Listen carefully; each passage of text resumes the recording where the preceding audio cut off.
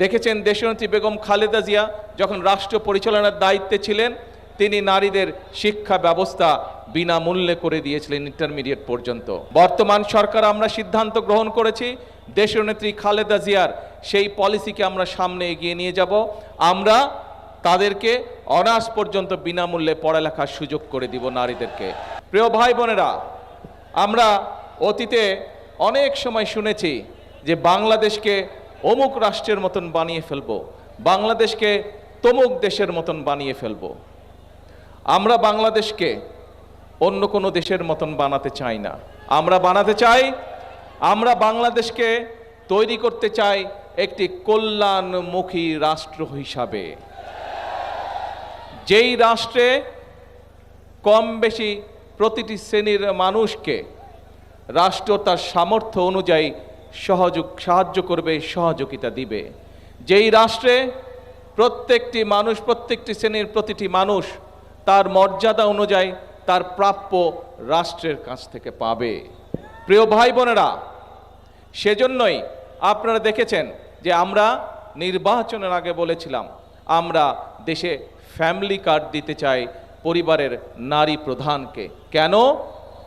এই জন্য আমরা দিতে চাই যে আমরা বিশ্বাস করি যে পরিবারের নারী বা সমগ্র বাংলাদেশের জনসংখ্যার অর্ধেক হচ্ছে নারী, তাদেরকে পেছনে ফেলে কখনো দেশ এগিয়ে যেতে পারে না।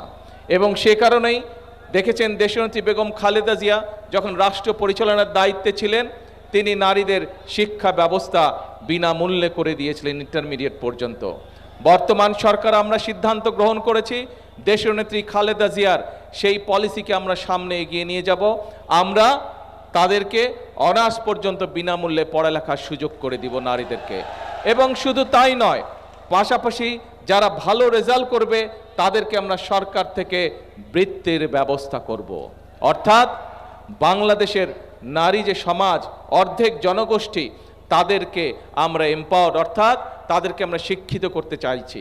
একই সাথে শুধু শিক্ষিত করলে হবে না, এই নারীদেরকে আত্মনির্ভরশীল করে গড়ে তুলতে হবে। সেটি গ্রামে থাকুক, ইউনিয়নে থাকুক, উপজেলা থাকুক, যেখানেই থাকুক না কেন, একজন নারী তাকে আত্মনির্ভরশীল হতে হবে। এবং সে কারণেই আমরা ফ্যামিলি কার্ডের পরিকল্পনা গ্রহণ করেছি। আমি এই যে আজকে আপনাদের সামনে কয়েকজন আমার হাত থেকে ফ্যামিলি কার্ড নিয়ে গেলেন, আমি তাদেরকে জিজ্ঞেস করলাম এই ফ্যামিলি কার্ডের অর্থ দিয়ে আপনি কি করবেন। সেই সকল মা বোনেরা আমাকে উত্তর দিয়েছে।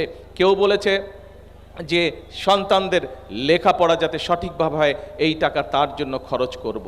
কেউ বলেছে যে বয়স হয়ে গেছে, আমি ওষুধ কিনতে পারি না, এটা দিয়ে আমি ওষুধ কিনবো।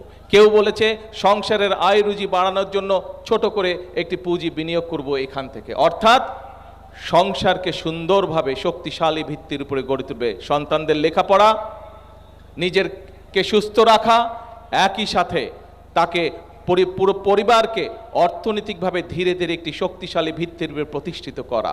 অর্থাৎ এই নারীদেরকে আমরা সামনে আত্মনির্ভরশীল গড়ে তোলার জন্য শিক্ষা এবং অর্থের ব্যবস্থা করেছি।